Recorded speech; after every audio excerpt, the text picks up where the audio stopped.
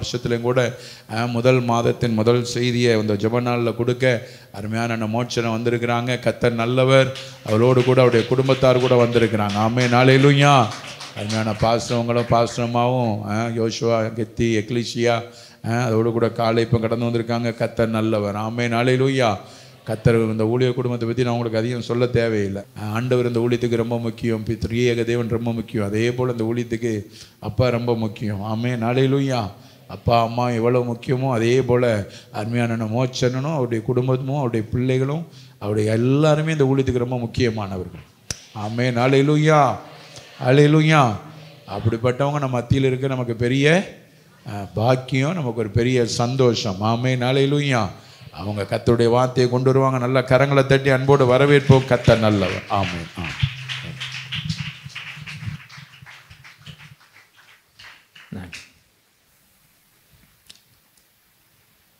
கர்த்தர் நல்லவர், அவர் கிருபை என்றும் உள்ளது. கர்த்தர் நல்லவர், அவர் கிருபை என்றும் உள்ளது என்று இஸ்ரவேலர்கள் சொல்வார்களாக. கர்த்தர் நல்லவர், அவர் என்றும், அவர் கிருபை என்றும் உள்ளது என்று ஆரோனின் குடும்பத்தார் சொல்லுவார்களாக. கர்த்தர் நல்லவர், அவர் கிருபை என்றும் உள்ளது என்று கர்த்தருக்கு பயப்படுகிற சிறியோர் பெரியோர் யாவரும் சொல்லுவார்களாக. ஆமென். Praise the Lord. ஹல்லேலூயா, ஹல்லேலூயா. ஆண்டவராக இருக்கிற இயேசு கிறிஸ்துவின் நாமத்தினாலே இந்த இடத்துல நிற்பது ஒரு பெரிய ஒரு பாக்கியம். நீங்கள் வரும்போது தான் பாஸ்டர் சொல்லுவீங்க எங்களுக்கு தெரியும் அப்படின்னு நீங்கள் சொல்லக்கூடாது. உண்மையிலே ஒரு பெரிய பாக்கியம். 35 ஆண்டுகளுக்கு மேலாக இந்த ஆலயம் 35 ஆண்டுகள் கடந்துருச்சு. ஆகவே 35 ஆண்டுகளும் அநேக பிரசங்கியார்கள் பிரசங்கித்த ஒரு இடம் இது. குறிப்பாக சொன்னால் நம்முடைய பாஸ்டர் அப்பாவுடைய கண்டிப்பும் அன்போடு கூட இந்த இடத்துலேருந்து கர்த்தருடைய வார்த்தைகள் புறப்பட்ட பொழுது அவைகளுக்கு முன்பதாக நாங்கள் ஏமாத்திரம் இருந்தாலும் இந்த இடத்திலே வளர தேவன் அனுக்கிரகம் செஞ்சார். Praise the Lord. ஹல்லேலூயா. ஊழியத்தை தொடங்கவும் ஊழியத்தை கற்றுக்கொள்ளவும் ஊழியத்தில் இந்த இடத்துல வந்து வளரவும் ஆண்டவர் எங்களுக்கும் ஆண்டவர் அனுக்கிரகம் செய்தார். இந்த இடத்துல வந்திருப்பது ஒரு பெரிய பாக்கியம். அகிரிப்பா என்கிற ஒரு ராஜாவுக்கு முன்பதாக பவுல் அப்போஸ்தலன் சாட்சி சொல்ல எழுந்து நின்ற பொழுது அகிரிப்பாவுக்கு பார்த்தவர் அங்கே சொல்லுகிறார், நான் அகிரிப்பாவுக்கு முன்பதை நிற்பதை நான் ஒரு பாக்கியமாக எண்ணுகிறேன் என்று பவுல் அப்போஸ்தலன் சொன்னார். ஒரு ராஜாவுக்கு முன்பதாக அகிரிப்பான்னு அவ்வளோ தூரம் பெரிய நல்ல மனுஷன் கிடையாது. அவன் ஏரோதுடைய சந்ததியில் வந்து ஏரோதுடைய குமாரன் அவன். Praise the Lord. ஹல்லேலூயா. இருந்தாலும் அவன் நியாயப்பிரமாணத்தை அறிந்தவன், யூதர்களை ஆண்டவனாக இருந்தனால நியாயப்பிரமாணத்தின்படியும் யூதர்களுடைய கொள்கையும் அவர்கள் எதிர்பார்க்குற மெசியாவை பற்றி அவனுக்கு கொஞ்சம் தெரியும். அதனால தான் அந்த திட்டமான அந்த வார்த்தையை அவர் அங்கே சொன்னார். Praise the Lord. Hallelujah, hallelujah. சரி, ஆனால் இப்பொழுது நம்ம அநேக தேவ ஜனங்களோடு கூட இருக்கிறோம். உங்கள் மத்தியில் பாஸ்டர் சொன்ன உடனே எனக்கு கொஞ்சம் பதட்டமாக தான் இருந்துச்சு. இருந்தாலும் ஆண்டவர் சமூகத்தில் செபித்தேன், நான் அந்த செய்திக்காக செபித்தேன். ஆனாலும் கூட ஆண்டவர் ஒரு காரியத்தை மட்டும் திரும்ப திரும்ப சொல்லிகிட்டு இருந்தார். நைட்டு கூட எனக்கு கொஞ்சம் பயமாக இருந்துச்சு. சொன்ன ஆண்டவரே, அங்கெல்லாம் இருக்கிறவங்களாம் வேத பாடலுக்கு ஒப்பனையான ஆளுக்கு பெரிய பெரிய செய்தியை கேட்டு பெரிய பெரிய பிரசங்கமாருடைய செய்தியை கேட்டு எங்கள் கிராமத்தில் உள்ள ஆள் மாதிரி இல்லை, எபிஎஸ் சபை மாதிரி வந்து நிற்கிற ஆள் யாருன்னு சொல்கிற ஆள் க்ளீனாக கெச்சு போடுற ஆளுக்கு ஒரு வசனத்தை சொல்லிட்டோம்னா அந்த வசனத்தை முடிக்கிறதுக்குள்ளாக பிரசங்கத்தை முடிக்கிற ஆளுக்கள் இருக்கிறாங்க. இருந்தாலும் என்ன சொல்கிறதுன்னு நினைக்கும் பொழுது ஆண்டவர் நீ போப்பா போ. Praise the Lord. ஹல்லேலூயா. அதனால் நீங்கள் மார்க்கு போட வேண்டாம். Praise the Lord. ஹல்லேலூயா. கர்த்தர் நல்லவராக இருக்கார். ஆமென் சொல்லுங்க. அப்போ யார் நல்லவராக இருக்கிறா? கர்த்தர் நல்லவராக இருக்கிறார். அவர் உங்களோட பேசி உங்களையும் பேசுகிற எண்ணையும் கர்த்தர் ஸ்திரப்படுத்த வல்லவராக இருக்கிறார். எல்லா மகிமையும் அவருக்கு உண்டாகட்டும். சிலுவை நிழலுக்குள்ளாக தேவன் மறைத்துக் கொள்வாராக. எடுத்துக்கொள்ளுங்க ஏசாயா தீர்க்கதரிசன புஸ்தகம் 49ஆம் அதிகாரம் 23வது வசனமாக இருக்கிற அந்த வசனத்தினுடைய பின்பகுதியை நம்ம தியானிக்க போகிறோம். அந்த வசனத்தை நம்ம வாசிப்போமா? ஏசாயா தீர்க்கதரிசன புஸ்தகம் 49ஆம் அதிகாரம் 23வது வசனத்தை நாம் வாசிக்கிறோம். அந்த வசனத்தினுடைய பின்பகுதியை நம்ம தியானிக்க போகிறோம். ராஜாக்கள் உன்னை வளர்க்கும் தந்தைகளும், ராஜாக்கள் உன்னை வளர்க்கிற தந்தைகளும், அவர்களுடைய நாயைகள் உன் கை தாய்களுமாய் இருப்பார்கள். தரையிலே முகங்குப்புற விழுந்து, தரையிலே முகங்குப்புற அவர்கள் விழுந்து உன்னை பணிந்து உன் கால்களின் தூளை நக்குவார்கள், உன் கால்களின் தூளுகளை நக்குவார்கள். நான் கர்த்தர். ஆண்டவர் சொல்கிறார், என் மகனே என் மகளே, நான் யார்? நான் கர்த்தர். எனக்கு காத்திருக்கிறவர்கள் வெட்கப்படுவது இல்லை என்பதை அப்பொழுது அறிந்து கொள்வார்கள் என்று அவர் அங்கே சொல்லியிருக்கிறார். கரங்களை தட்டி கத்தினா மயப்படுத்துவோமா? Price the Lord. ஹல்லேலூயா. கீழே இருக்கிற வசனங்கள் எல்லாமே நமக்கு மிக முக்கியமான வசனங்கள். இந்த வாக்குத்தத்தத்தை ஆண்டவர் எங்கே தொடங்குறார் என்று சொன்னால் 15வது வசனத்திலே தொடங்குறார். 14வது வசனத்தில் ஒரு பெரிய ஒரு கேள்வி சீயோன் வைக்குது. யார் வைக்கிறா? சீயோன் வைக்கிறார். சீயோனோ கர்த்தர் என்னை கைவிட்டார், ஆண்டவர் என்னை மறந்தார் என்று சொல்லுகிறார். யார் சொல்லுகிறார்? சீயோன் சொல்லுகிறார். சீயோன் என்றால் வெறுமை என்று தான் அர்த்தம். சொல்லுங்கள், சீயோன் என்றால் என்ன அர்த்தம்? நம்ம சீயோன் என்றால் பெரிய ஒரு எதிர்பார்ப்போடு பார்க்குறோம். சீயோன் என்றால் வெறுமை தான். ஆனால் அந்த வெறுமையை மேன்மையாக தேவன் மாற்றினார். ஆகவே அந்த நகரத்தை தாவீது பிடித்த போது அது சீயோன் என்றும், அது தாவீதினுடைய நகரம் என்றும், அது மகாராஜா ஆளுகை செய்கிற, மகாராஜா சிங்காசனம் அமைக்கிற ஒரு நகரமாக தேவன் மாற்றினார். வெறுமையை ஆசீர்வாதமாய் மாற்றினவர் நம்முடைய கர்த்தரா இருக்கார். ஆமென் சொல்லுங்க. அப்போ பிரைஸ் தி லார்ட். ஹல்லேலூயா.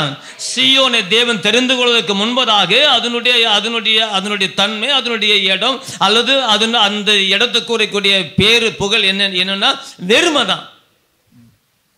தேவன் தரிசனமாகிறதுக்கு முன்பதாக பெத்தேலுக்கு சொல்லப்பட்ட இடம் லூசு தான். அதே போல தேவன் இங்கே தாவீது பக்தனாகிய தாவீது அங்கே தன்னுடைய சிங்காசனத்தை அமைக்கிற வரையிலும் அது வெறுமை தான். ஆனால் சிங்காசனத்தை அமைத்த பிறகு மகாராஜாவுடைய நகரமாக தேவன் அதை மாற்றினாரே.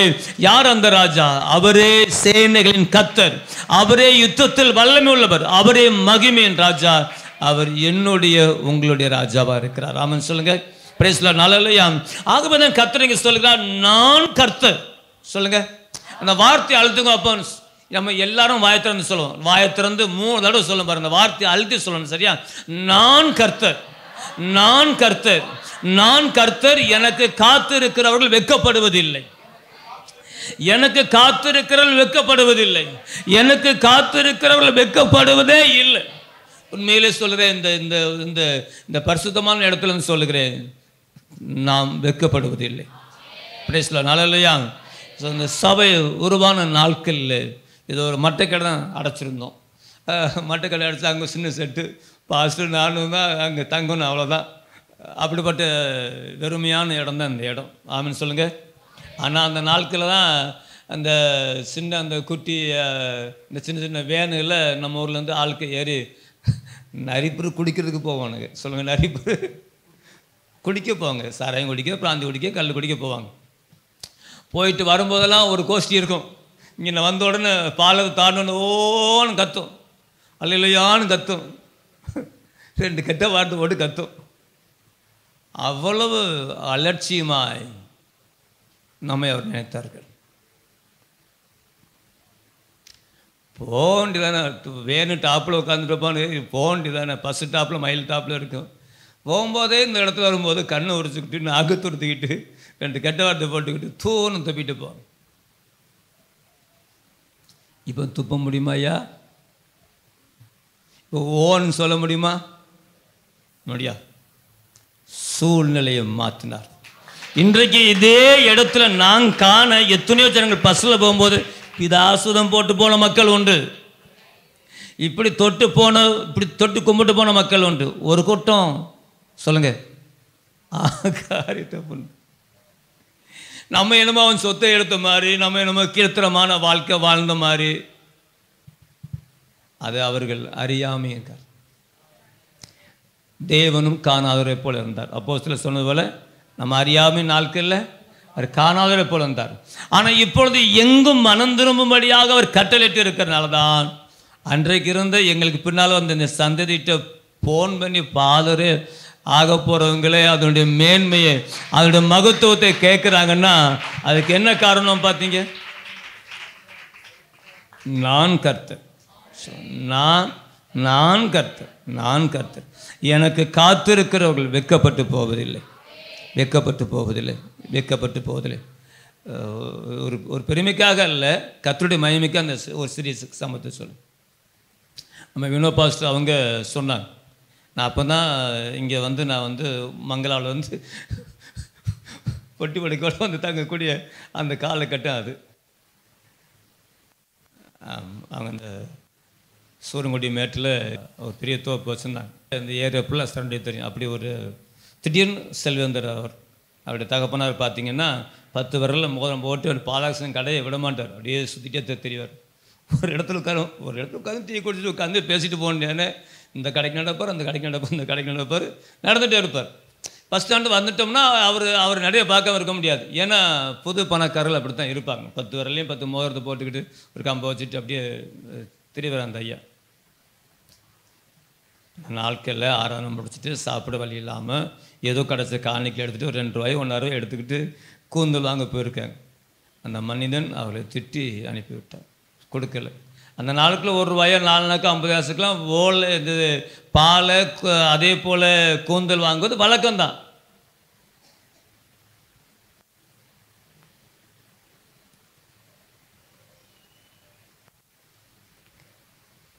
நம்முடைய வெட்கத்தை மேன்மைப்படுத்துகிற தேவன், நாம் வெட்கப்பட்ட இடத்துல உயர்த்துகிற தேவன், மகிமை உள்ள கர்த்தர். ஹல்லேலூயா. துக்கத்தோடு இருந்தார். ஆனால் அந்த மனிதன் மரித்த பொழுது இதே தேவசபைக்கு முன்பதாய் அவருடைய அவர் அடக்கத்தை தூக்கிட்டு வந்தாங்க. 10 பேரோடு கிடையாது. 10 பேரெல்லாம் மோதிரம் இருந்துச்சு, எல்லாம் இருந்துச்சு. அவர் அடக்கம் பண்ண வரும்போது எத்தனை பேர் வரல? 10 பேரோடு வரல. அவருடைய மகன் குறுகிய நாளுக்கு முன்பதாக மரித்த பொழுது அநேக ஜனங்கள் வந்து அடக்கம் பண்ணிட்டு போனாங்க. இங்கே தான் போவோம், நாங்கள் அப்போ இங்கே தான் இருக்கிறேன், இதில் தான் போச்சு. ஒரு மனிதனுடைய செல்வங்கள் இருக்கும்போது 4 கூட்டங்கள் வந்து சேரும். ஆனால் அன்றைக்கி செல்வம் இல்லாத நேரத்திலையும் தேவன் நம்மளோடு இருந்தார். இன்றைக்கு நம்முடைய கரத்தை பலப்படுத்தி இருக்கிறார். அவர் மேன்மையுள்ள தேவனாக இருக்கிறார். அவர் மகிமையுள்ள தேவனாக இருக்கிறார். அவர் சொல்லக்கூடிய வார்த்தை எல்லாம், சீயோனுக்கு சொல்லக்கூடிய வார்த்தை எல்லாம், நான் கர்த்தர், நான் கர்த்தர், நான் கர்த்தர், எனக்கு காத்திருக்கிறவர்கள் வெட்கப்படுவது இல்லை. ஆமென் சொல்லுங்க. எந்த மனிதன் கர்த்தருக்கு காத்திருக்கிறார்களோ அவர்கள் வெட்கப்பட்டதாக சரித்திரமே இல்லை. நீங்கள் வேதத்தில் பரிசுத்தவான்களை நீங்கள் எடுத்துக்கொள்ளவில்லை. ஆனால் அது ஆபிரகாமா இருக்கட்டும், அது ஈசாக்கா இருக்கட்டும், அது யாக்கோபா இருக்கட்டும், ஈசாக்கினுடைய உயர்வை அமலேக்கினால பொறுத்து கொள்ள முடியல. நீ எங்களோட போ சாமி அப்படின்னு சொல்லி பற்றி விட்டானு. இப்படிலாம் கெஞ்சிலாம் பற்றி விடலை, விரட்டி விட்டானு. ஈசாக்கு அர்த்தம் சொல்ல, நீங்களே விரட்டி விட்டேன்னு சொல்கிறார்.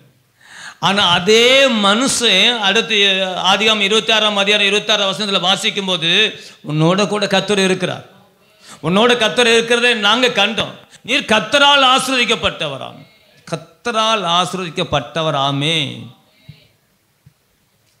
அதனால என்ன பண்ணோம்னா, உன்னோட நாங்கள் ஒரு உடன்படிக்கை பண்ண வந்திருக்கிறோம்.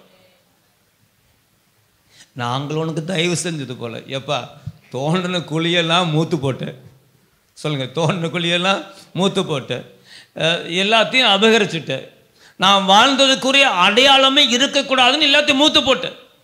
தகப்பனாய் ஆபிரகாம் வாழ்ந்ததுக்குரிய எல்லா அடையாளத்தையும் மூத்து போட்டான்.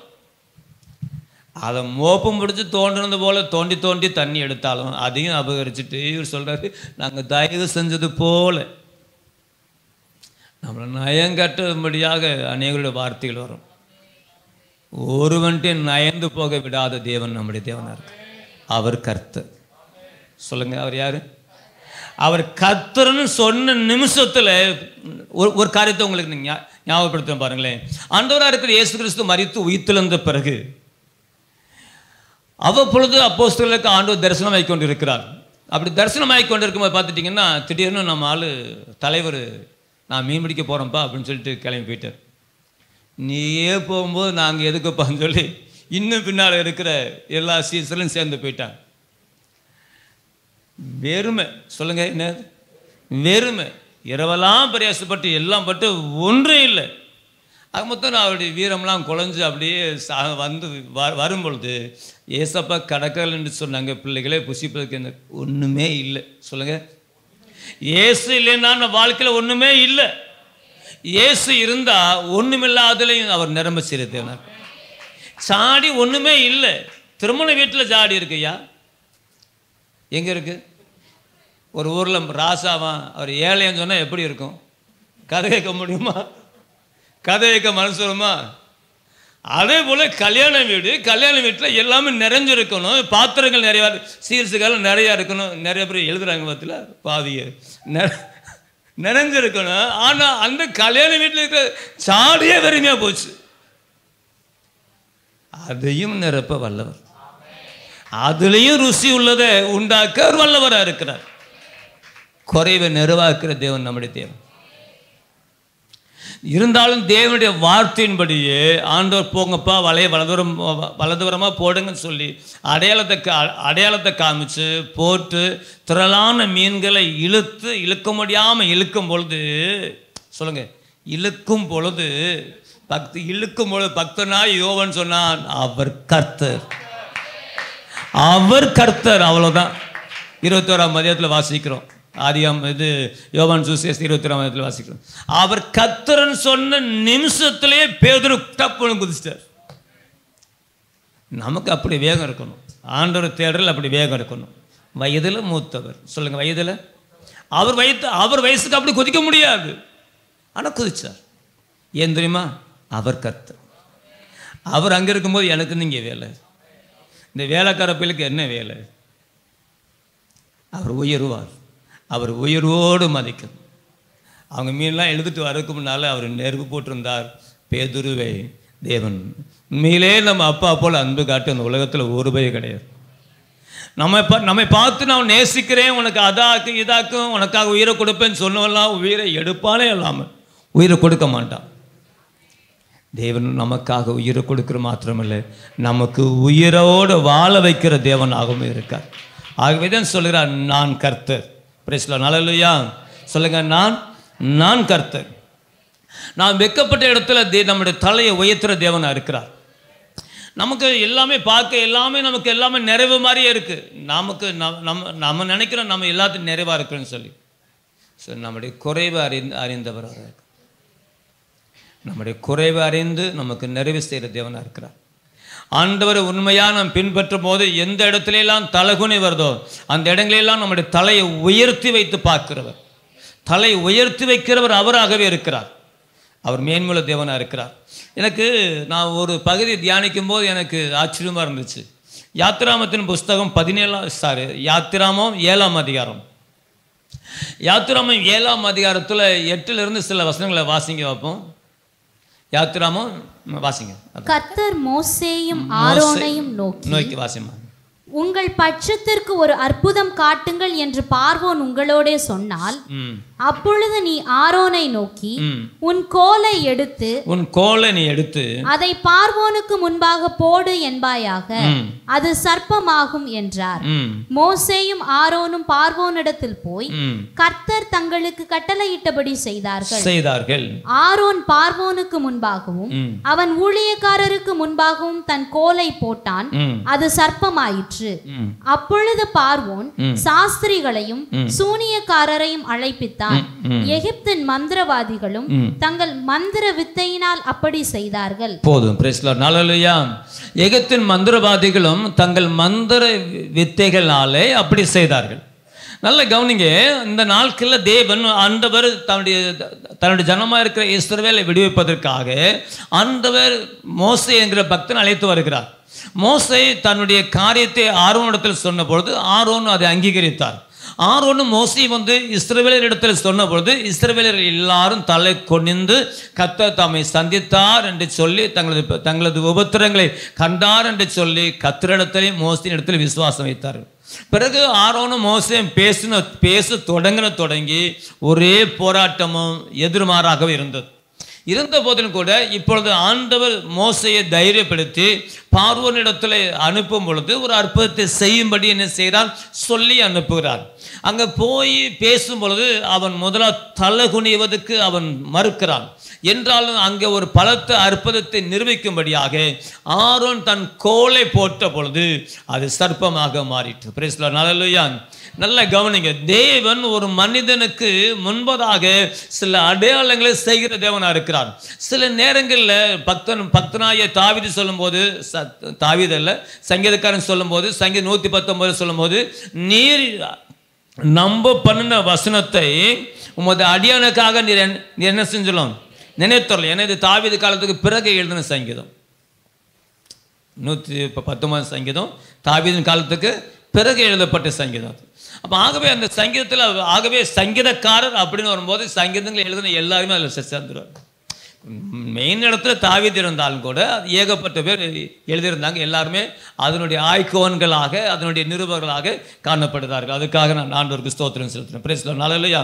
காரணம் எஸ்ராவின் காலங்களில் எழுதப்பட்ட சங்கீதம் அது. எஸ்ரா, நெகமியா, செருபாபேல், மல்கியா இப்படிப்பட்டவங்க வாழ்ந்த அந்த காலத்தில் குறிப்பாக எஸ்ரானால் எழுதப்பட்டது என்று சொல்லப்பட்டு இருக்கிறது. ஆகவே மிகவும் ஒரு மேன்மையான காரியம். அவங்க சொல்லக்கூடிய வார்த்தையெல்லாம் நீர் எங்களை நம்ப பண்ணீங்கல்ல, நாங்கள் பாபிலோனில் இருக்கும்போது நீங்கள் எங்களை நம்ப பண்ணீங்கல்ல, நாங்கள் சூசான் அரண்மனையில் இருக்கும்போது நீங்கள் நம்ப பண்ணீங்கல்ல, அதை நிறைவேற்றுங்க. தேவன் நிறைவேற்ற வல்லவராக இருக்கிறார். Praise the Lord. ஹல்லேலூயா. அப்போ ஆகவே இங்கே சர்ப்பம் கோல் சர்ப்பமாக மாறிட்டு பார்வோன்றா ரொம்ப அசட்டை பண்ணுறேன், உனக்கு மட்டும்தானடா எங்கள் கோல் லேசான கோலா அப்படின்னு சொல்லி சாஸ்திரியில் கொண்டு வந்து போட்ட பொழுது எல்லாமே சர்ப்பம் மாறிட்டு. இது இப்படிப்பட்ட நிகழ்ச்சியெல்லாம் ஏற்கனவே எகிப்தில் உண்டு என்பது மோசேக்கு தெரியும். Praise the Lord. ஹல்லேலூயா. அவன் அந்த அரண்மனையில் வாழ்ந்தவன், அங்கே இருக்கிற மாய வித்தக்காரர்களை எல்லாம் நன்றாக அறிந்தவன். ஏனென்று சொன்னால் ஏற்கனவே தேரன் ஒரு மனிதன். ஆனால் இதில் ஒரு பெரிய ஒரு அற்புதம் என்ன தெரியுமா? ஆண்டவரோடு ஆரோடைய கோல் எல்லா கோலையும் முழுங்கிருச்சு.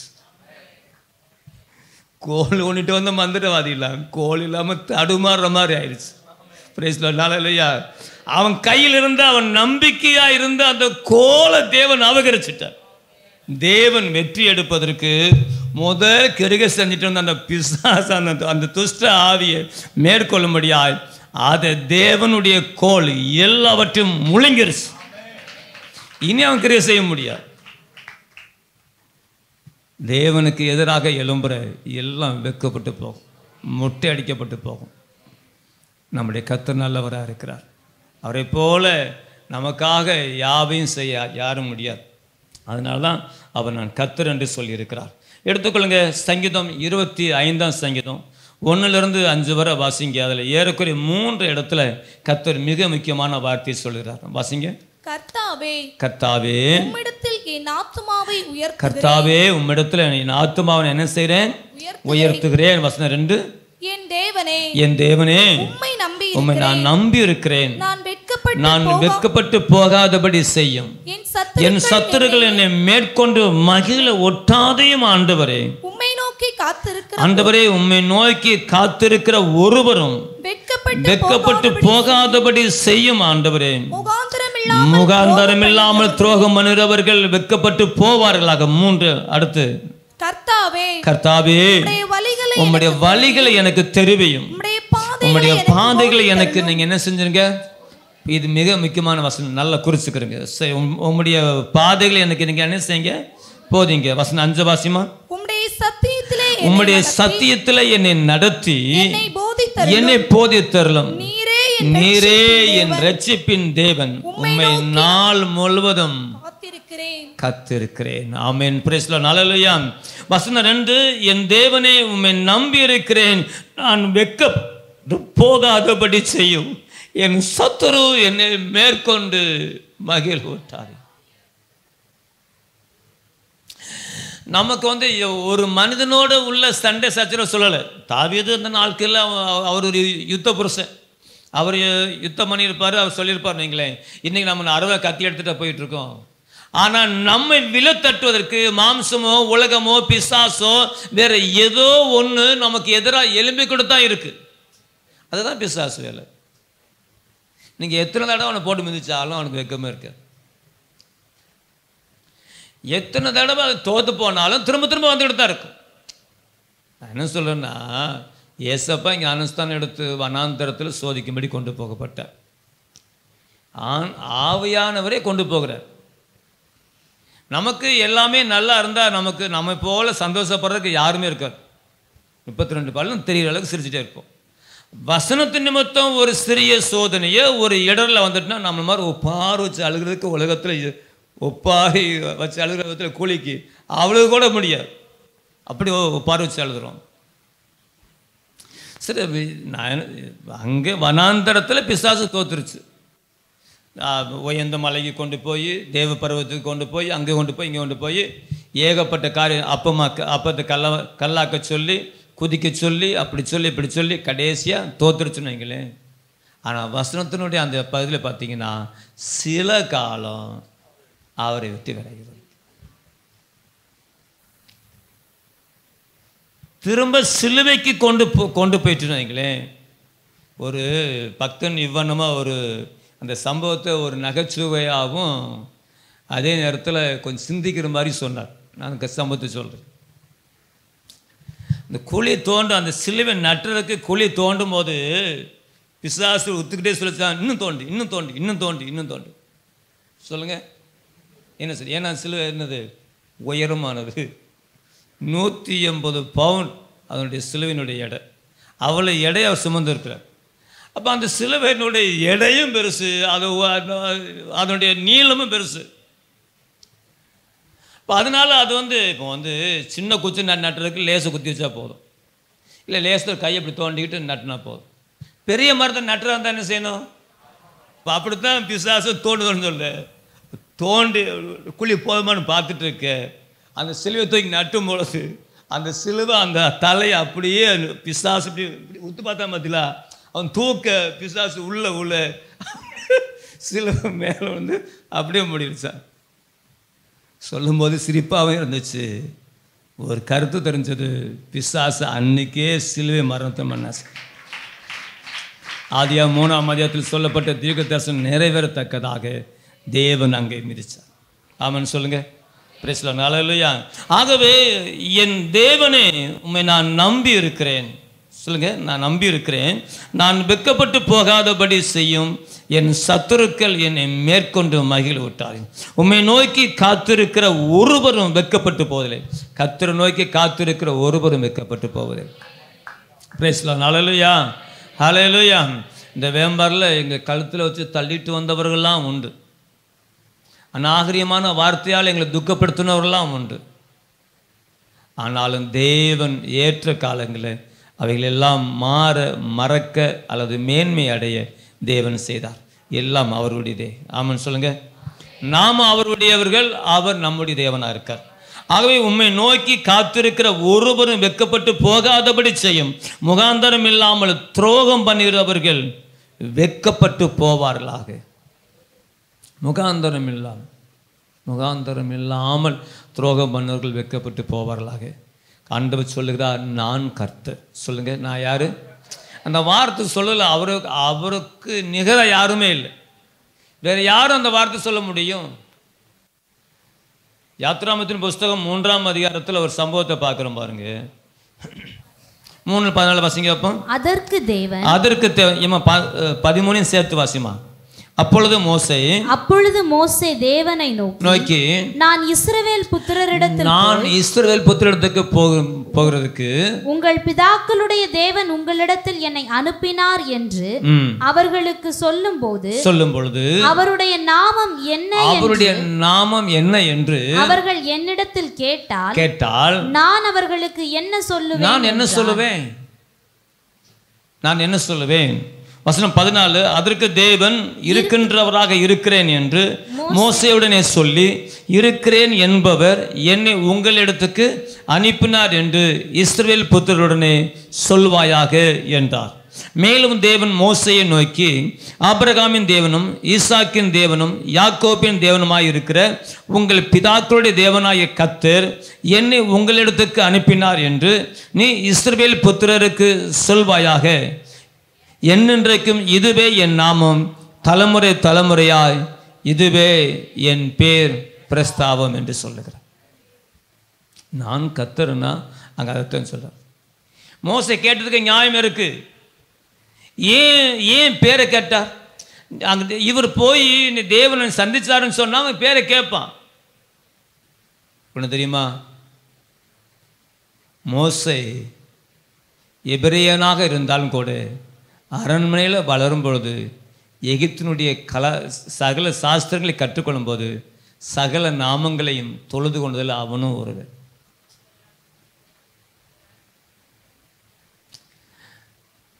அவனுக்கு எப்போ தான் எபிரேயன் என்று தெரிஞ்சதோ அப்பொழுதில் இருந்துதான் ஏற்கனவே அவருடைய தாய் அவளுக்கு எபிரிய தேவனாக இருக்கிற ஆபிரகாமை பற்றியும் ஈசாக்கை பற்றியும் யாக்கோப்பை நடத்தின அந்த அற்புதத்தை பற்றி சொல்லியிருந்தாலும் கூட அது எல்லோரும் 3 வயசுக்குள்ளே போயிடுச்சு. அப்புறம் அவருடைய இளமை பிராயம் வாலிபம் அவருடைய 40 வயசு வரை அரண்மனைலாம் இருக்கிறார். மோசையோட மல்லு கட்டின பார்வோன் மோசைக்கு மூத்தவரே கிடையாது. அந்த அரண்மனையில் ஒரு ஆண்மகன்னா முதல் வளர்க்கப்பட்டது மோசே தான். மோசே போன பிறகு தான் அவன்லாம் பிறந்தவன் வரலாற்றின் அடிப்படையில். நம்முடைய தேவனை போல மேன்மையுள்ளவர் ஒருத்தரும் கிடையாது. ஆகவே தான் பல நாமங்களை அவர் உச்சரித்திருந்தாலும் அதுக்கு அவர் செவி சாச்சாரம் எந்த அளவுக்கு சாச்சாரம் தெரியல. தான் சந்திக்க போகிறது மெய் தேவனை ஆராதிக்கிற ஒரு கூட்டத்தை சந்திக்க போகிறார். அந்த மெய் தேவன் தான் தரிசனமாகிறார். இருந்தாலும் அவருடைய நாமம் என்ன? பிரைஸ் தி லார்ட், ஹல்லேலூயா. அவருடைய பேர் பிரஸ்தாபம் என்ன?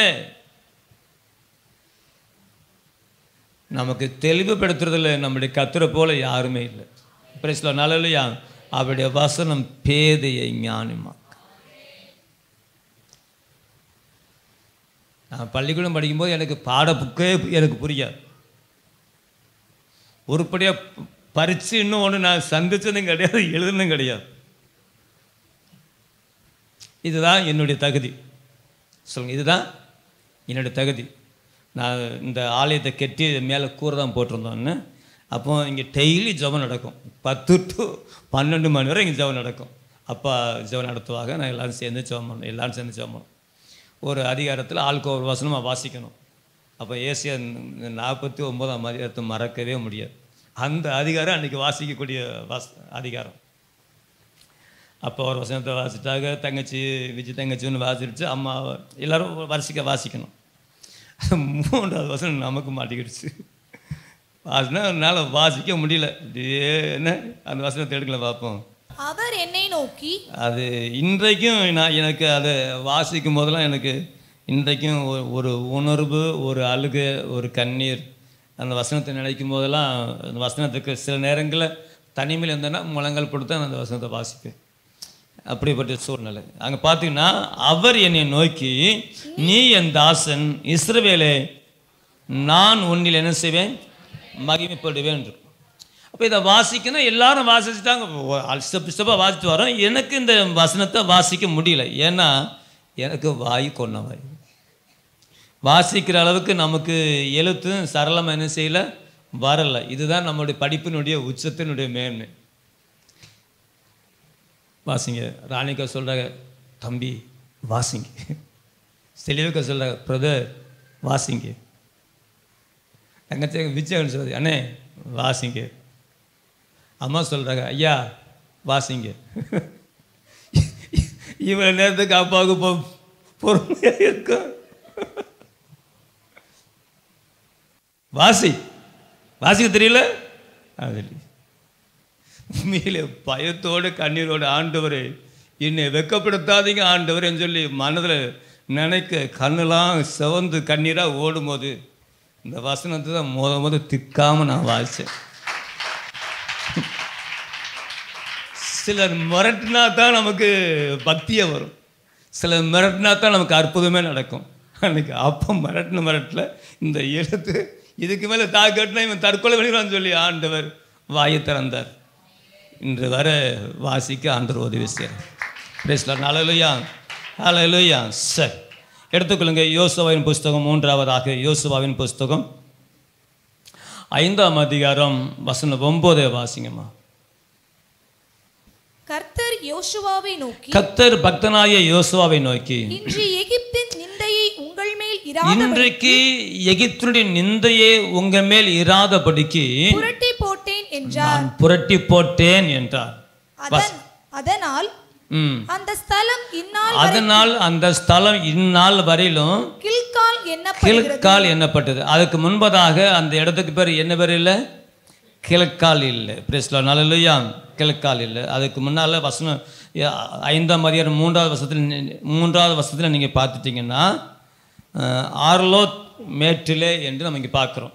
அதுதான் அதனுடைய பெயர். ஆனால் இப்பொழுது அந்த இடத்துக்கு வரும் பொழுது ஆண்டவர் சொல்லுகிறார், மோசே யோசுவா பார்த்து, யோசுவாவே, நான் எகிப்தின் நிந்தையே உன்மேல் இராதபடிக்கு நான் புரட்டி போட்டேன் என்று சொல்லுகிறார். இந்த மனிதன் மோசேயினுடைய ஊழியக்காரனாக தன்னுடைய ஓட்டத்தை தொடங்கின ஒரு மனிதர். பிரைஸ் லார்ட், ஹல்லேலூயா சொல்லுங்க. மோசேயினுடைய ஊழியக்காரனாக தன் ஊழியத்தை தொடங்கின ஒரு மனிதர். ஆனால் ஆண்டவர் அவர்களை எகிப்திலிருந்து அழைத்து வந்து சுமார் 40 ஆண்டுகளை இறுதி செஞ்சாச்சு. 40 ஆண்டு நடப்பீங்கன்னா 40 ஆண்டு நடந்தாச்சு. காலைப்பு சொல்லும்போது இப்படியே சொல்லுகிறார், தேசத்தை பங்கிடும்போது சொல்லுகிறார், எப்பா 40 வயசில் புறப்பட்டேன், இப்போ வயசு என்ன 85. அப்போ 40 கடந்தாச்சு. சொல்லுங்கள், 40 முடிஞ்சிருச்சு. 40 வருஷம் டோட்டலாக முடிஞ்சிருச்சு. ஆண்டோட பிரதான கிருபையினால யோர்தானை கடந்து கரை ஏறியாச்சு. தேவனுடைய வாக்குத்தத்தத்தில் என்ன செஞ்சாச்சு? கால் மிதிச்சாச்சு. கால் மிதிச்சு சுட்ட கதிர்களை பிடிங்கி சுட்டு என்னைக்கு அப்பத்தை சுட்டு சாப்பிட்டானோ மண்ணா நின்று போயிடுச்சு. மண்ணா என்ன செஞ்சிருச்சு? அதோட ஸ்டாப் பண்ணிட்டார் ஆண்டவர். இப்போ இவன் பிரயாசத்தில் தான் சாப்பிடணும், அந்த நிலைமைக்கு ஆண்டவர் கொண்டு வந்துட்டார். அப்படி கொண்டு வரும்போது ஆண்டவர் என்ன செஞ்சானா, எப்பா தாண்டியாச்சு, என்ன வந்தாச்சு, கரை மேற்கரைக்கு வந்தாச்சு. அதனால யோசுவா இப்போ என்ன செய்யனா, நான் வாக்கு பண்ண தேசத்தில் போகணும்னா என்னுடைய பிரமாணத்தின்படியே விருத்த சேதனை செய்யாமல் உள்ள பிரவேசிக்க முடியாது. பேசலாம் நல்லையா? நம்ம மோசே அறிவாளி, ஞானவான், அவர் அதில் இன்னும் மாற்றம் இல்லை. அதே நேரத்தில் வந்து சுய கொள்கை உள்ளவராக இருந்தார். அதனால தான் பிள்ளைகளுக்கு விருத்த சேதனை செய்யலை. மீதியானியர்கள் விருத்த சேதனை செய்கிறார்கள். மோசே விருத்த சேதனை செய்யப்பட்ட மனிதர். அவன் ஒரு எபிரியன் என்பது நன்றாக தெரிஞ்சிருச்சு. விருத்த சேதனை பண்ண வேண்டியதானே. நான் ராஜாவாக இருந்தேன், இளவரசனாக இருந்தேன், நான் அந்த நாட்டை பிடிச்சேன், இந்த நாட்டை பிடிச்சேன். சில பேர் இந்த பெருமையை பேசிட்டு இருப்பாங்க பார்த்தீங்களா, எனக்கு தெரியும், எனக்கு தெரியும், எனக்கு தெரியும், எனக்கு தெரியும், எனக்கு தெரியும். நாங்களும் அப்படி இருக்க மாட்டோம், நாங்கள் அப்படி இருக்க மாட்டோம், நாங்கள் அப்படி இருக்க மாட்டோம், நாங்கள் எங்கள் பிள்ளைகளை அப்படி வளர்க்க மாட்டோம். இவர்களை கொஞ்சம் கண்டித்து வளர்த்துருப்பாங்க அம்மா அப்பா. அங்கே நிற்காத, இங்கே நிற்காத, இங்கே நிற்காத, அங்கே போகாத, இங்கே போகாத, அண்ணன் ஏன் பார்க்குற அப்படின்னு சொல்லி. நான்லாம் அப்படி இருக்க மாட்டேன்க்கா, நான்லாம் என் பிள்ளைகளை சுதந்திரமாக வாழ விடுவேன். கஷ்டமாக இருந்துச்சு அம்மா. அது சுதந்திரமாக காலக்கால பண்ண பிறகு எல்லாம் போச்சு.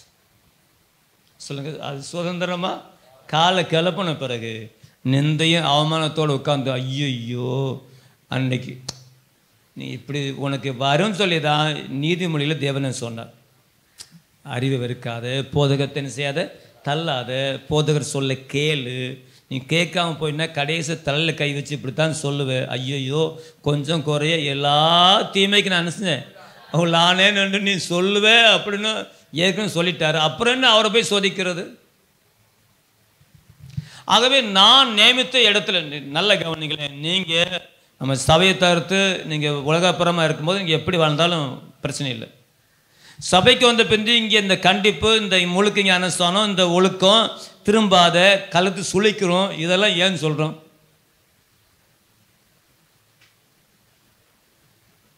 நாங்கள் சின்னாளாக இருக்கும்போது பார்த்துட்டிங்கன்னா அந்த நன்மை தட்டை பிடிக்கிறதுக்கு கோஷ்டியாக நிற்போம்.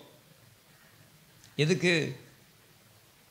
துணிகரமான காரியத்தை செய்வதற்கு. அதில் ஒருத்தன் சொல்ல, நான் அப்படி தட்டு அப்படி தட்டி விட்டோம்னா அப்படின்னு சொல்லுவான். துணிகரமான காரியம், அதுவும் ஆலயம்தான். சொல்லுங்கள், அதுவும் ஆலயம்தான். அதுவும் எங்கேருந்து தான் வருது? பள்ளிவிடத்துலேருந்து தான் அந்த தட்டை கொண்டு போகிறோம். இங்கே சொல்கிறோம் கழுத்து திரும்பின மூளை கழுத்து சுழிக்கிறோம். தம்பி இந்த பக்கம் கழுத்து திரும்பிச்சு, இந்த பக்கம் கழுத்து சுழிக்கிறன்னு சொல்கிற காரணம் கேட்டால் இங்கே பயத்தோடும் நடுக்கத்தோடும் கர்த்தரை சேவிக்கிறேன். பிரச்சனை நல்லையா? சொல்லுங்கள், பயத்தோடும் நடுக்கத்தோடும் நாம் கர்த்தரை சேவிக்கிறேன். ஆகவே ஆண்டவர் சொல்லுகிறார், நான் பரிசுத்தப்படுத்துகிற தேசம், நான் முன்னுக்கிற தேசம், நான் வாக்கு பண்ண தேசத்தில் நீ பிரவேசிக்கணும், நான் விருத்த சேதனை செய்யணும். அவர்கள் எகிப்திலிருந்து புறப்பட்ட நாள் தொடங்கி யுத்த புருஷர்களை தவிர்த்து வழியில் பிறந்த 40 வருஷத்துக்குள்ளாக ஒரு புதிய ஜெனரேஷன் உருவாயிருச்சு. திருமணங்கள் நடந்துச்சு, பிள்ளைகள் பிறந்தார்கள். விருத்த சேதனை மட்டும் செய்யப்படவில்லை. இது செய்யப்படவில்லை. அவர்களுக்கு நாள் இல்லை. சில இடங்களில் பார்த்தீங்கன்னா டென்ட் போட்டு வருஷமாக இருந்தாங்க. ஆசாரிப்பீடத்தில் மேகஸ்தம்பம் எழும்புற வரையிலும் யாரும் பிரயாணம் பண்ண முடியாது. சில இடங்களில் வருஷக்கணக்காக, காதேஸ் பர்னேவிலும் வருஷக்கணக்காக இருந்தாங்க. பின்ன இந்த எகிப்துக்கும் இஸ்ரேலுக்கும் 40 வருஷமாக ஒரு மனுஷன் நடப்பான்? யாக்கோபை அடக்கம் பண்ண போயிட்டு 16 நாள் போக வர துக்கம் கொண்டாட 16 நாள் ஆகும்போது வந்து சேர்ந்துட்டாங்க. 40 நாளைக்கு துக்கம்லாம் முடிஞ்சிருச்சு. ஆனால் இவர்கள் கீழ்ப்படியாமனால 40 ஆண்டுகள் நடந்து அல்லது இருந்து நடந்து அப்படியே போயிட்டு. தேவன் உங்களை ஆலயத்தில் சுத்திகரிக்கிற தேவனாக இருக்கார். அவருடைய ராஜ்யத்துக்கு வரும்படி சுத்திகரிப்பது. இதில் ஒரு பெரிய ரகசியத்தை பார்க்குறோம். எப்படி இந்த 2000 ஆண்டுகளாக கர்த்தராகிய இருக்கிற இயேசு கிறிஸ்து வருவான்னு நம்ம அவளோடு எதிர்பார்த்து கொண்டு இருக்கிறோம் பார்த்தீங்களா? அதே போல் கானானுக்குள்ளே கால் வைக்கிற வரையிலும் அவருடைய எதிர்பார்ப்பு அப்படி இருந்துச்சு. எப்போ உடன்படி எப்போ மேகஸ்தம்பம் எழும்புன்னு தெரியாது. பேசிக்கிட்டு இருக்கும் போதே மேகஸ்தம்பம் எழும்பிட்டுனா போய்கிட்டே இருக்கணும், அவ்வளோதான். அப்படித்தான் தேவன் நடத்தினார் அவர்களை. அந்த ஆகாரத்தில் ஒரு பழுதும் கிடையாது. இல்லைன்னா 40 வருஷமாக நடந்து கால் வீங்கலை பாருங்க, அவங்க பலம் குன்றல பாருங்க. அவர் சபைக்கு வந்து இருக்கிற பிள்ளையாம் சொல்கிறான், ஐயோ ஒவ்வொன்றுத்துக்கும் காண்ட மிருகத்துக்கு ஒத்த பலன் இருக்குன்ட்டு வாயில கை வைக்கிறான். அந்த அளவுக்கு அதனுடைய இருந்துச்சு. அதனால ஆண்டவர் சொன்னார், இந்த பாருப்பா நீ எகிப்திலேருந்து கலவா வந்துட்டு அப்படி வந்து எல்லாம் சொல்லிட்டு பார்த்தியா? அப்படிலாம் இல்லை, நானே உங்களை நடத்தணும் என்கிற அந்த பேர் புகழ வேணும். அதனால் தனிப்பட்ட விதத்தில் எந்த மனிதனும் பெருமை கொள்ளக்கூடாது என்று சொல்லி கர்த்தர் யோசுவாவினுடைய நிந்தையை மாற்றி போட்டார். மோசே கூட ஜனங்கள் முறுமுறுத்தார்கள். மோசையினுடைய தேவனாக இருக்கிற கர்த்தரை மோசைக்காக மோசையும் முறுமுறுக்கிற மாதிரி கர்த்தரை கூட முறுமுறுத்தானுகள். யோசுவா பொறுப்பெடுத்த பொழுது ஒரு நபரும் யோசுவா முறுமுறுக்கவில்லை, ஒருவரும் கர்த்தரை முறுமுறுக்கவில்லை. ஒன்று கர்த்தரை முறுமுறுத்த எல்லாமே சந்ததி போயிடுச்சு, புதிய சந்ததி உற்சாகத்தோடு வந்தது. பிரைஸ்லார்ட், ஹல்லேலூயா. இன்றைக்கு இருக்கிற இந்த சிறு குழந்தைகள், சிறு பசங்க, சின்ன பொண்ணுங்க நாளைக்கு எங்களை விட 1000 மடங்கு ஆவிக்குரிய காலத்தில் மேன்மையாக வர தேவன் உங்களுக்கு உதவி செய்வார். நீங்கள் சொல்லுவீங்க, எங்களாம் முன்னோடிகளாக வினோ பாஸ்டர் இருந்தாங்க, அப்பா தாத்தா இருந்தாங்க, மோசம் பாஸ்டர் இருந்தாங்க, டேனி பாஸ்டர் இருந்தாங்க, அடுத்து யோசுவா காலைப்பெல்லாம் நீங்களாம் சொல்லுவீங்க. அதெல்லாம் உங்களுக்கு ஒரு முன் அடையாளம் தான். பிரைஸ்லார்ட், ஹல்லேலூயா. உங்களை அற்புதமாய் நடத்துகிற கர்த்தர். ஆகவே இந்த வசனங்களை ஒப்பிட்டு அப்படியே பார்க்கும் பொழுது இதில் நம்ம கற்றுக்கொள்ளக்கூடிய காரியம் மிகவும் மிகவும் முக்கியமான ஒரு காரியத்தை நான் உங்களுக்கு சொல்ல போகிறேன். எடுத்துக்கொள்ளுங்க. யோசுவாவின் புஸ்தகம் 1ஆம் அதிகாரம் வசனம் 8ஆம் வசனத்தை முழுமையாக வாசிங்க. அங்கே ஒரு காரியத்தை நம்ம பார்ப்போம். இந்த நியாயப்பிரமாண புஸ்தகம், இந்த நியாயப்பிரமாணத்தினுடைய புஸ்தகம் உன் வாயை விட்டு பிரியாது, உன் வாயை விட்டு என்ன செய்யக்கூடாது? பிரியாது இருப்பதாக. இதில் எழுதியிருக்கிறவைகளின் படியெல்லாம், இதுல எழுதியிருக்கிற படியெல்லாம் நீ செய்ய கவனமாய் இருக்கும்படிக்கு இரவும் பகலும் அதை தியானித்துக் கொண்டிருப்பாயாக. அப்பொழுதுதான் நீ உன் வழியை என்ன செய்வாய்? வாய்க்க பண்ணுவாய். அப்பொழுது நீ புத்திமானாய் நடந்து கொள்வாய். இந்த நியாயப்பிரமாண புஸ்தகம் உன் வாயை விட்டு பிரியாது இருப்பதாக. வேதத்தை வாசிக்க ஒரு நாளும் நம்ம சோர்வு அடையவே கூடாது, சோம்பல் அடையவே கூடாது. நீ சாப்பிட்றதுக்கு சோம்பலாக தான் நல்லது, ஆனால் வேத வசனத்தை வாசிப்பதற்கு சோம்பல் படவே கூடாது. இந்த வேத வசனம் எவ்வளோ முக்கியமானது தெரியுமா? இதுக்காக ஜீவனை கொடுத்தவங்க எத்தனை பேரும் தெரியுமா? இன்றைக்கு நம்முடைய கையில் குறைஞ்ச வழியில் குறைஞ்ச வழியில் இந்த வேதத்தை கிடைக்கிறதுக்காக பிரயாசப்பட்ட தியாகம் உள்ளங்கள் எத்தனை தெரியுமா? இந்த வேதத்தை யாரெல்லாம் நேசித்தார்களோ அவர்களை தேவன் உயர்ந்த இடத்துல வைத்தார். பிரைஸ்லார்ட், ஹல்லேலூயா. சத்தியத்தில் உள்ள ஒரு வார்த்தை கூட தரையில் விடாத அளவுக்கு காத்தவங்களே மேன்மைப்படுத்தினார். சாமுவேலுக்கு சொன்ன வார்த்தையில் ஒன்றும் தரையில் விழுந்து போகவில்லை. கர்த்தர் யோசுவாவுக்கு சொல்கிறார், என் மகனே உனக்கு பராக்கிரமம் இருக்குது. பராக்கிரமத்தை கொடுத்தது யார்? கர்த்தர் தான். எல்லாம் இருக்குது, ரைட்டு. எதை கண்டு அஞ்சாத ஆள் சொல்லுங்கள். எதை கண்டும் அஞ்சாத ஆள். எல்லாமே தேவன் தேர்ந்தெடுத்து பாத்திரம். 100% அதில் எந்த மாற்றம் இல்லை. ஆனாலும் நீ நடத்தி இந்த தனத்தை கொண்டு சேர்க்கணும்னா, என்னுடைய சித்தத்தின்படி நீ செய்யணும்னா, ஏன்னா ஒவ்வொரு மனிதனுடைய வாழ்க்கை மிகவும் அவசியம், முக்கியம். இளம் பிராயம் மிக முக்கியம், நடுத்தரம் மிக முக்கியம், மரணமும் மிக முக்கியம். மரணத்தை மறக்க முடியாது. ஒருவன் எப்படி ஓடி முடிச்சான்னு சொல்கிறது அவங்களுடைய மரணத்தை பற்றி எழுதக்கூடிய சரித்திரம் தான் மிக முக்கியமானது. யோசுவாவில், அதாவது மோசேயின் ஊழியனாக தொடங்கின இந்த மனுஷன் கர்த்தருடைய தாசனாக மரித்தார். 24ஆம் அதிகாரத்தில் கர்த்தருடைய தாசனாகிய யோசுவா மரித்தான் என்று சொல்லப்படும்.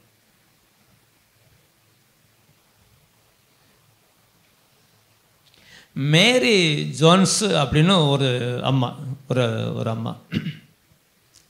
அவங்க 1600 சில்லரில் அவங்க வாழ்ந்த காலகட்டம் அது.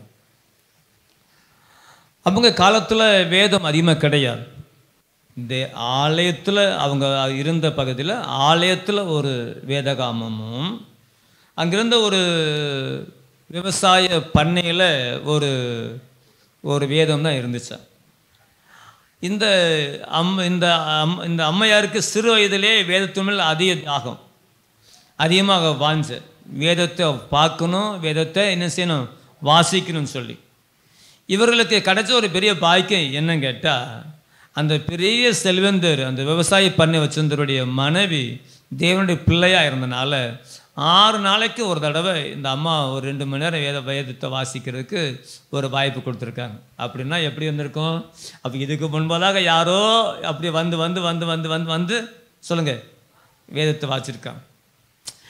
இவங்க இருந்ததுக்கும் அந்த விவசாய பண்ணைக்கும் 3 மைல் தூரம் நடக்கணுமா. அப்படி நடந்து அவங்க வீட்டுக்கு போய் அந்த வேதத்தை வாங்கி அந்த அம்மா அவ்வளோ கருத்தாக வாசிப்பாங்களாம். எத்தனை வருஷம் தெரியுமா? 6 வருஷம் அப்படி வாசிச்சிருக்காங்க. தீராத ஆசை வேதம். ஏன்னா யோசுவாக்கு என்ன சொல்கிறாரு, இந்த நியாயப்பிரமாண புஸ்தகம் செய்யக்கூடாது, வாயை விட்டு விலகக்கூடாது. அதுதான் உன்னுடைய தியானமே, அதுதானே. இரவும் பகலும் தியானே. சங்கீதம் 1 அப்படித்தான் சொல்லப்பட்டிருக்கு. இப்போ இரவும் பகலும் அவர் யோசுவா அசைவாட்டு கொண்டே இருக்கணும். ஆனால் அந்த மேரி சோன்ஸ் அந்த அம்மாவுக்கு அவ்வளோ வாசு. அப்போ அவங்களுக்கு சொந்தமாக வேதத்தை வாங்கணும்னா அந்த அளவுக்கு அது அந்த நாட்களில் குதிரை கொம்பு மாதிரி ஒரு வேதத்தினுடைய விலை வாங்க திராணி இல்லை. தன்னுக்கு கிடைக்கக்கூடிய அந்த செலவுக்கு கொடுக்கக்கூடிய அந்த பணத்தை எல்லாம் 6 வருஷம் அந்த அம்மா திரும்ப சேகரித்து 6 வருஷம் ஆகும் பொழுது ஓரளவு வேதத்தை வாங்குகிற அளவுக்கு தொகை இருக்குன்னு அவங்களுக்கு தெரிஞ்ச உடனே இந்த வேதத்தை எங்கே வாங்கணும்னு தெரியல. ஆலயத்துலேயும் வேறு வேதம் இல்லை, எங்கேயும் வேதம் இல்லை. அவங்க இருந்த இடத்துலேருந்து இன்னொரு இடத்துல தாமஸ் என்கிற ஒரு மனிதர் அவருடைய வேதம் இருக்கிறதாக அறிந்து அவரை போய் சந்திக்கணும்னா 40 மைல் தூரம் நடக்கணுமா. எத்தனை மைல் தூரம்? 40 மைல்னா எவ்வளோ தூரம் வந்துடும்? 55-60 கிலோமீட்டர் நடக்கணும். சும்மா இல்லை. கன்னியாகுமரியிலேருந்து ராம்நாடு வரை நடக்கணும். கரடுமுடான பாதையில் செருப்பு இல்லாமல் அந்த அம்மா நடந்து அங்கே போய் சொன்ன அந்த மனிதரை பார்த்துட்டார். இவர்களுடைய வாஞ்சியை அறிந்து அவருக்கு அளவு கடந்த சந்தோஷம். அவர் நல்ல வரவேற்று அவருடைய வாஞ்சியெல்லாம் அறிந்து கடைசி, ஐயா எனக்கு இந்த காசை வச்சுட்டு வேதத்தை கொடுங்கன்னா அவர் கையில் வேதம் இல்லை, எல்லாம் விற்று முடிஞ்சிருச்சு. இப்போ அந்த மேரி ஸ்டோன் அவங்க வெறுமையாக தான் திரும்பணும். வேதம் இவ்வளோ தூரம் வேதம் கிடைக்கலையே அந்த அம்மா அழுகும் பொழுது மற்ற ஒருவர் பணம் கொடுத்து வாங்கிட்டு போகாமல் இருந்த ஒரு வேதம் இருந்து அதை எடுத்து அந்த அம்மாவுக்கு கொடுக்குறார். அவளோட வாஞ்சி அறிஞ்சு அவளோட கண்ணீரோடு அவளை வாங்கி அந்த அம்மா படிக்கிறாங்க. அவர் இந்த காரியத்தை சபைகளை சொல்லி மற்ற இடங்களை சொல்லி இந்த வேதம் எல்லாரும் கையில் கிடைக்கும்னு சொல்லி வேதகாம சங்கம் அப்படித்தான் உருவாகுச்சு. வேதாகம சங்கம் உருவாகிறதுக்கு முதல் காரணம் இந்த தாயாருடைய வாஞ்சையை. ஆண்டவர் இங்கே சொல்லுகிறார், உன் வழி வாக்கியம் சொல்றதை நம்ம ஈஸியாக எடுத்துக்கலாம். அப்போ வாக்குத்தத்தத்தில் இது பெரிய வாக்குத்தத்தம் இல்லையா? கடந்த வட்டம் கூட பிரசங்கியார் சொல்லும்போது உன் வழி என்ன செய்யும் வாக்கியம் எங்கள் தலைப்பில் நமக்கு பேசினாங்க. ஆபிரகாம் குறித்து மற்ற பரிசுத்தங்களை குறித்து என்ன சொன்னாங்க, பேசினாங்க. நமக்கு உற்சாகமாக இருந்துச்சு. எல்லாம் சரிதான். வழி எப்படி வாய்க்கும்? வழி எப்படி வாய்க்கும்? தேவன் அந்த 8வது வசனத்தில் சொன்ன பிரகாரமாக யோசுவா அதை கை கொள்வாரையானால் வசனம் 9க்கு வரும்போது அவர் சொல்லுவார், பலன் கொண்டு திடமானதாயிரும் காரியத்தை நடத்து என்று சொல்லி. பக்தனாகிய யோசுவாக்குள்ள அந்த வாஞ்சை இருந்தது. தேவன் ஏற்கனவே யாத்திராம 33ஆம் அதிகாரத்தில் ஆளை அங்கேயே கட்சி போட்டார். ஏன்னா சனங்கள் தங்களை கெடுத்துக்கிட்டாங்க. ஒன்று கண்டுக்குட்டிலாம் செஞ்சுட்டு இவனு ஆட்டம் பாட்டங்க கிடக்கிறான். 40 நாளாக இந்த யோசுவா அந்த மலையை விட்டு விலகவே இல்லை. மோசே 40 நாளாய் கர்த்தருடைய சமூகத்தில் இருந்து அந்த 10 கற்பனை பிரமாணங்களை வாங்கிட்டு வருகிற வரையிலும் யோசுவா அந்த மலையை விட்டு ஒதுங்கவே இல்லை. உங்களுக்கு தெரியுமா, அந்த மலையை தொடுகிறவன் செத்து போவான். மலைக்கு 2000 முழத்துக்கு இடப்பட்ட விதத்தில் ஆடு வந்தாலும் அம்பு ஏந்து கல் ஏந்து கொல்லணும். இப்படிப்பட்ட கண்டிஷனான இடம் அந்த இடம்.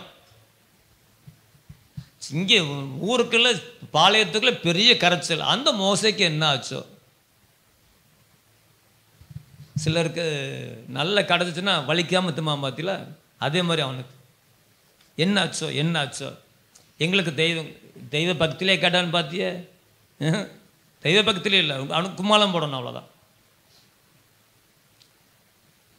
இந்த சம்பவம் எதுவுமே யோசுவாவுக்கு தெரியாது. ஊருக்குள்ள நடந்த சண்டை சச்சரவு, இங்கே நடக்கிற ஆடல் பாடல் எதுவுமே தெரியல. யோசுவாவுக்கெல்லாம் தனது எஜமான், தனது மேய்ப்பன் மலைக்கு போயிருக்கிறார். கர்த்தரிடத்தில் பேச போயிருக்கிறார். கர்த்தரிடத்தில் பிரமாணத்தை வாங்க போயிருக்கிறார். அவர் வருவார்.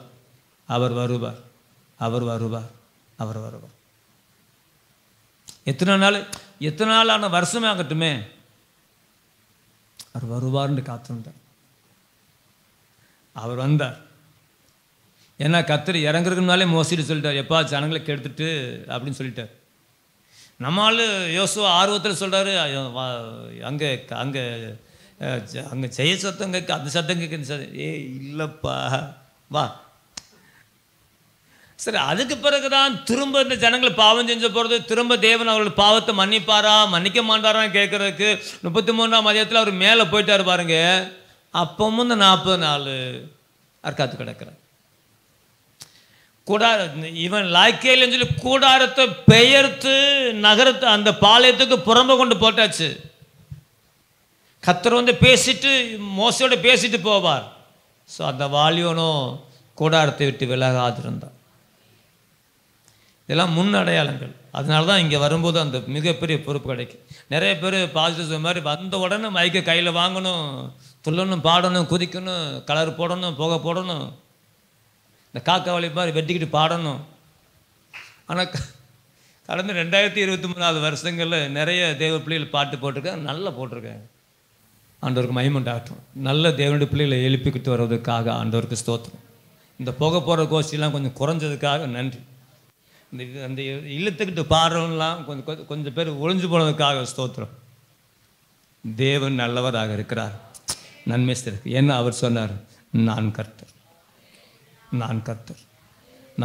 இந்த வேதம் உன்னை விட்டு விலகக்கூடாது. பக்தனாகிய யோன்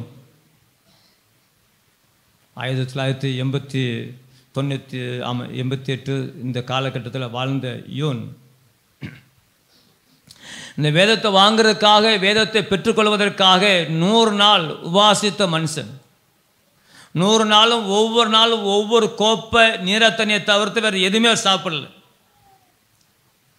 அவருக்கு வேதத்தை வாசிக்க ஆசை, வேதம் கிடைக்கல.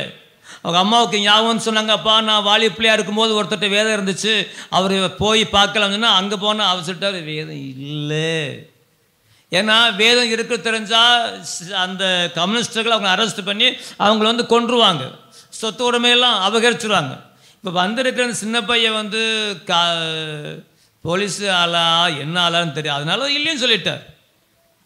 துக்கத்தோட வேதனையோடு அவர் அழுதுகிட்டே எனக்கு வேதம் கிடைக்கலையேன்னு திரும்பும்போது அவர் சொன்ன வார்த்தை, தம்பி அது பரலோகத்தின் புஸ்தகம், அது வேணும்னா நீ என்ன செய்யணும், ஜெபம் பண்ணணும், அது ஜீவ அப்பம் என்று சொன்னார்.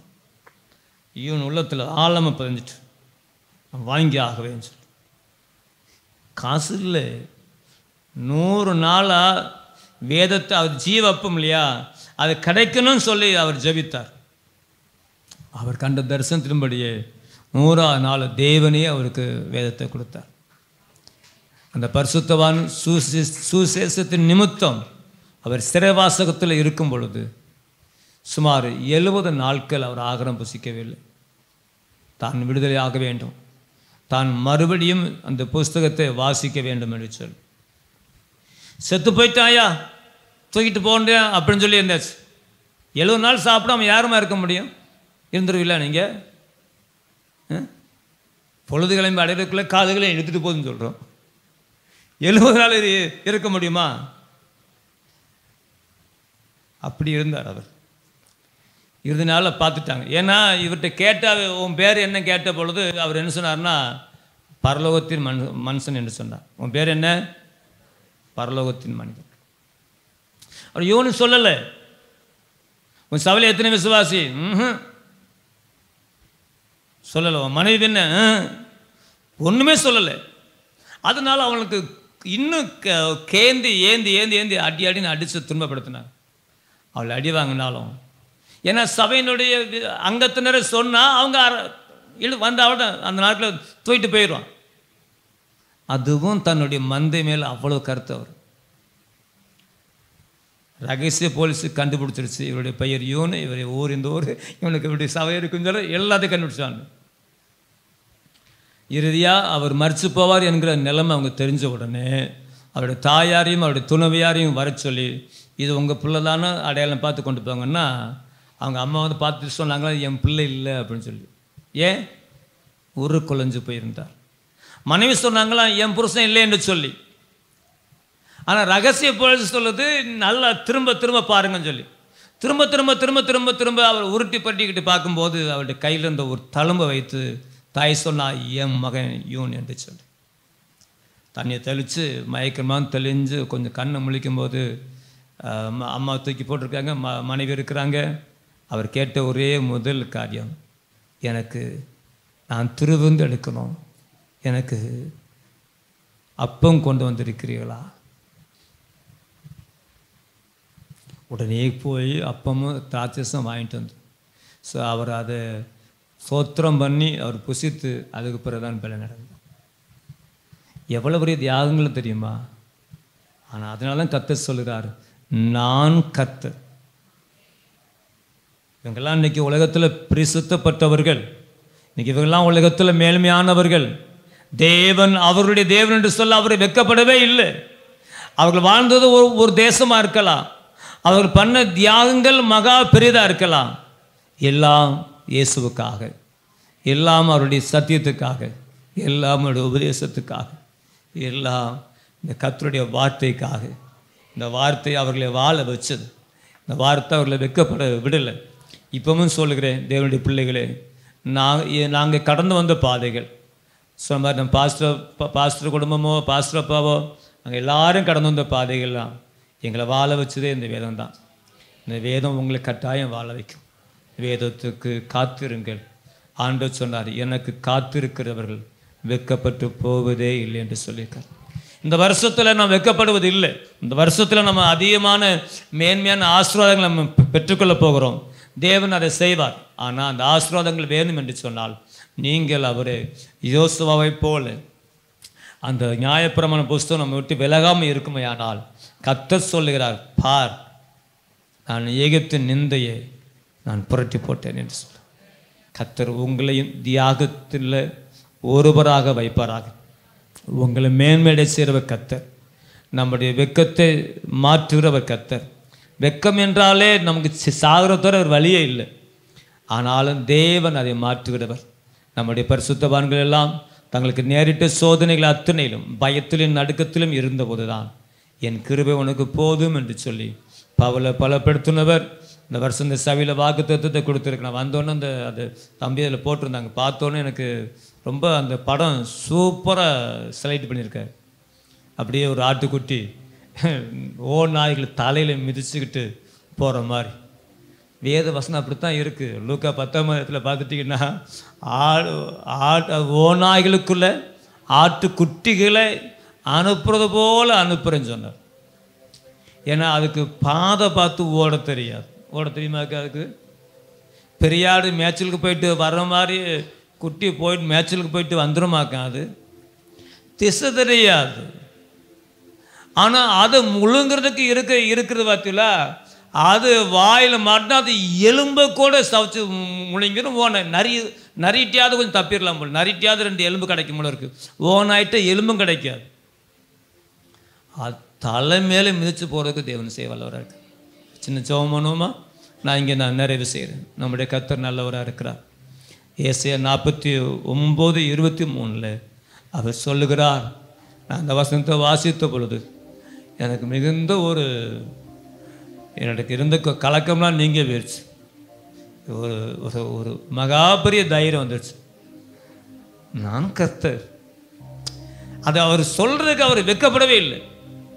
சியோன் சொல்லுது என்னை கைவிட்டுட்டாங்க, கை நழுவிட்டாங்க, அப்படி எப்படின்னு புலம்புறா. புலம்பாலம்மா, ஸ்திரியானவர் தன் பாலோடி பாலகனை மறந்தாலும் நான் ஒன்று மறக்க மாட்டேன். என்னை உள்ளங்கைகளை நான் வரைந்திருக்கிறேன். அப்படியே கீழே வாக்குத்தத்தத்தை சொல்லிக்கிட்டே வர்றார். நீ அடிமை தானே, நீ அழுகிற. உனக்கு சொல்லட்டா, ராஜாக்கள் உன்னை வளர்க்கும் தாய்களாக இருப்பார்கள், பிரபுக்கள் உன்னுடைய தாதைகளாக இருப்பார்கள். அப்படியே சொல்லி கொண்டு வருகிறார். ஆகவே உன்னை ஒடுக்கி உன்னை சிறுமப்படுத்தினா பார்த்தியா ஒரு கோஷ்டி, அவனை உன் காலை நக்க செய்வேன், கால் தூசி நக்க செய்வேன். ஏன் தெரியுமா? நான் கர்த்தர். எனக்கு காத்திருக்கிறல் வெட்கப்படுவதில்லை. தேவனுடைய பிள்ளைகளே, தேவனுடைய பரிசுத்தவான்களும், புதிய ஏற்பாட்டு பரிசுத்தவான்களும் பழைய ஏற்பாட்டு பரிசுத்தவான்களும் கர்த்தரை நம்பி இருந்தபடினாலே தேவன் அவர்களை கனயினமாக அனுமதிக்கவே இல்லை. அப்படிப்பட்ட நிலைமைக்குள்ள போனது போல தெரியும். ஆனால் தேவன் அங்கிருந்து உயரத்தில் அவர்களை நிறுத்தினார். அவர்களை எதிர்த்தவர்களும் மாண்டு போனார்கள். நீரோ மன்னன் ஒரு நாள் அவன் மரிக்கும் பொழுது தன் உதரத்தை அள்ளி வீசிட்டு சொல்லுகிறான், நஸ்ரவனாய் இயேசுவே, நீ ஜெயிச்ச, நான் தோத்தேன்னு சொல்லி. நான் உங்களுக்காக ஜெபிக்கிறேன். என் ஆண்டவரே, உங்கள் நாம மகிமைக்க நாங்கள் ஜெபிக்கிறோம் அப்பா. நாங்கள் நம்பி இருக்கிறேன் ஆண்டவரே. நான் வெட்கப்பட்டு போகாதபடிக்கு எனக்கு செய்யுங்கப்பா. சங்கீதக்காரர் அங்கே சொன்னது போல, ஆண்டவர் ஏசா தீர்க்கதரிசி மூலமாக சொன்னது போல, எங்களுக்கு இந்த வருஷம் நீரே என் கர்த்தர், என் சிறு வயது தொடங்கி நீரே நம்பிக்கை என்று பார்க்க நீங்கள் எங்கள் நம்பிக்கையாக இருக்கிறீங்க ஆண்டவரே. இந்த சபை ரத்தம் சிந்தி சம்பாதித்த சபை ஆண்டவரே. இங்கே வருகிற ஒவ்வொருத்தரும் நீங்கள் ஆசீர்வதிங்கப்பா. அவங்க தொழிலை ஆசீர்வதிங்க, அவங்க குடும்பங்களை ஆசீர்வதிங்க, பின் சந்ததியை ஆசீர்வதிங்க, இப்பொழுது இருக்கிற சந்ததிகளை ஆசீர்வதிங்க. இந்த குடும்பங்களெல்லாம் வாழக்கூடிய கிராமத்தில் விருத்தி அடையணும். ஆயிரங்களுக்கு ஆசீர்வாதம். இந்த சபையை இன்னும் அநேக மிஷினரிகளையும் அநேகரை தாங்க உதவி செய்யும். இந்த சபைக்கு தரிசனம் கொடுத்துருக்கீங்கப்பா. முதியோர் இல்லத்தை சீக்கிரமாய் சபை மூலமாக நீங்கள் ஆரம்பிங்க.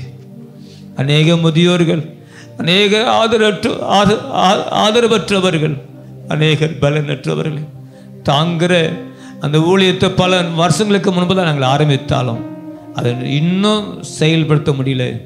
செயல்படுத்துங்க ஆண்டவரே. இந்த வருஷத்தில் எத்தனையோ மக்களை பசியை இந்த சபை மூலமாக நீங்கள் போஷித்து காப்பாற்றுறீங்க. ஆனாலும் தேவனுடைய வார்த்தைகள் நிறைவேறட்டும் அப்பா. இயேசுவின் நாமத்தில் ஜெபிக்கிறோம் பிதாவே, ஆமென். அப்படியே எல்லாரும் நம்முடைய வலது கையை நீட்டுவோம். அருமையான மோச்சன குடும்பம் கொஞ்சம் முன்பாக வாங்க. நம்ம எல்லாரும் இவர்களுக்காக ஜெபம் பண்ணுவோம். அருமையான மோச்சனனுக்காக, மேரிக்காக, கத்தர் கொடுத்த அருமையான மகன் யோசுவாவுக்காக, கத்தர் கொடுத்த அருமையான அவருடைய மனைவி கெத்தியாளுக்காக, பிள்ளை எக்லீசியாவுக்காக, அருமையான கெத்தியாளுக்கு வருகிற மாதத்தில், பிப்ரவரி மாதத்தில் பிரசவ நாட்கள் இருக்கிறது. கர்த்தர் நல்ல பிரசவத்தை கொடுக்க முடியாங்க. அப்படியே கர்த்தருக்கு சித்தமானால் இந்த வருஷம் ஜூலை மாதம் 17ஆம் தேதி காலைப்புக்கு திருமணம் இருக்கிறது. தேவன் எல்லாவற்றையும் நிறைவேற்றி நடத்தும்படியாக தெய்வக்காரம் கூட இருக்க முடியாது. எல்லாம் வலது கரத்தை இந்த ஊழியர் குடும்பத்துக்கு நேராக நீட்டி, தகப்பனே உம்முடைய வேத வசனம் எல்லாம் நிறைவேறத்தக்கதாக ஆண்டவரே, நான் கர்த்தர் வெட்கப்பட்டு போவதில்லை, வெட்கப்படுவதில்லை. இளமையில் வேதத்தை சுமந்ததுனால அந்த நாட்கள் நுகமாக இருந்ததான அநேக காரியங்கள் கடந்து போனது. ஆனால் முதுமையை காண்பதற்கு முன்பாய் இந்த வேதம் எங்களை சுமந்ததற்காக நன்றி செலுத்துகிறோம். எந்த எதிர்பார்ப்பும் இல்லாத இந்த வேதத்தை சுமந்ததுனால் பசியிலும் பட்டினியிலும் கண்ணீரிலும் நாச மோசத்திலும் அவமானத்திலும் நிந்தையிலும் உயிருக்கு உத்தரவாதம் இல்லாத பொழுதிலும் வாழ்க்கையில் ஆண்டவரே அநேக தீங்கான காரியங்கள் வரும் என்று அறிந்த பொழுது ஆண்டவரே கலப்பையில் கைவித்து விட்டதான அந்த குடும்பம் திரும்பி பார்க்காதபடி இத்தனை ஆண்டுகள் உமக்கென்று ஓடும்படியாய் நீர் பாராட்டின கிருபைக்காய் ஸ்தோத்திரம். இவர்களை ஆசீர்வதிக்கிறவருக்கு நாங்கள் ஆண்டவரே தகுதியானவர்கள் அல்ல, ஆனால் நீர் எங்களுக்கு கொடுத்திருக்கிற இந்த நன்மையின்படி இவர்களை நாங்கள் ஆசீர்வதிக்கிறோம். இவள் ஆசீர்வாதமாக இருப்பார்களாக. மோச்சனுக்காக மேரிக்காக ஸ்தோத்திரம். சரத்தை பலப்படுத்த இந்த ஊழியத்தில் இந்த வருஷம் இன்னும் நிறைவான காரியங்கள் நிறைவேற்ற உதவி செய்வீராக. யோசுவாவுக்காக ஸ்தோத்திரம் ஐயா. ஆண்டவரே கெத்திக்காக ஸ்தோத்திரம். கர்த்தர் கொடுத்திருக்கிற ஆண்டவரே இந்த கீழக்கரை மாயாகுளம் பகுதியில் கர்த்தருடைய பிள்ளைகளை எடுத்து பயன்படுத்துவீராக. ஆண்டவரே ஸ்தோத்திரம். எக்லிசியாவுக்காய் ஸ்தோத்திரம். உங்கள் பிள்ளையோடு உடைய கரம் கூட இருக்கும்படியா நாங்கள் ஜெபிக்கிறோம்ப்பா. அப்படியே இந்த நாள் ஆண்டவரே கெத்திக்காக நாங்கள் ஜெபிக்கிறோம். ஆண்டவரே வருகிற பிப்ரவரி மாதத்தில் இருக்கிற பிரசவத்துக்காய் ஜெபிக்கிறோம். கர்த்தர் சுகமான பிரசவத்தை கட்டளையிடுவீராக. அந்த பாதைகளை கடந்து செல்ல கர்த்தர் உதவி செய்யும். ஆண்டவரே காலைப்புக்காய் ஜெபிக்கிறோம். மகனை கர்த்தர் ஆசீர்வதிப்பீராக. ஆண்டவரே ஸ்தோத்திரம். ஆபிரகாமின் தேவன், ஈசாக்கின் தேவன், யாக்கோபின் தேவனாய் இருந்தவர் ஆண்டவரே நானே என்று சொன்னதான தேவன், தகப்பன் அறிந்து கொண்ட தெய்வத்தை ஆண்டவரே எந்த எதிர்பார்ப்பும் இல்லாமல் அறிந்து கொண்டு அர்ப்பணித்து ஊழியம் செய்கிற அந்த ஊழியர் குடும்பத்தை கர்த்தர் ஆசீர்வதித்த சந்ததியில் இளைய மகனாய் கர்த்தர் தெரிந்து கொண்டதுக்காய் ஸ்தோத்திரம். தகப்பனோடு இணைந்திருந்த ஊழியத்தில் ஆண்டவரே ஸ்தோத்திரம். உமக்கென்று அநேக காரியங்களை செய்து முடிக்கிற கிருபையினால நிரப்புவீராக. இந்த வருஷத்தில் முன்குறித்த நாளுக்காய் ஸ்தோத்திரம். அந்த நாளிலும் உடைய பிள்ளைக்கு மேன்மையான காரியங்களை காண கர்த்தர் உதவி செய்வீராக. ஆசீர்வதியும் வழி நடத்துவீராக. இரட்சகர் இயேசுவின் நாமத்தில் இந்த குடும்பத்தை ஆசீர்வதிக்கிறோம் நல்ல பிதாவே. ஆமென், ஆமென்.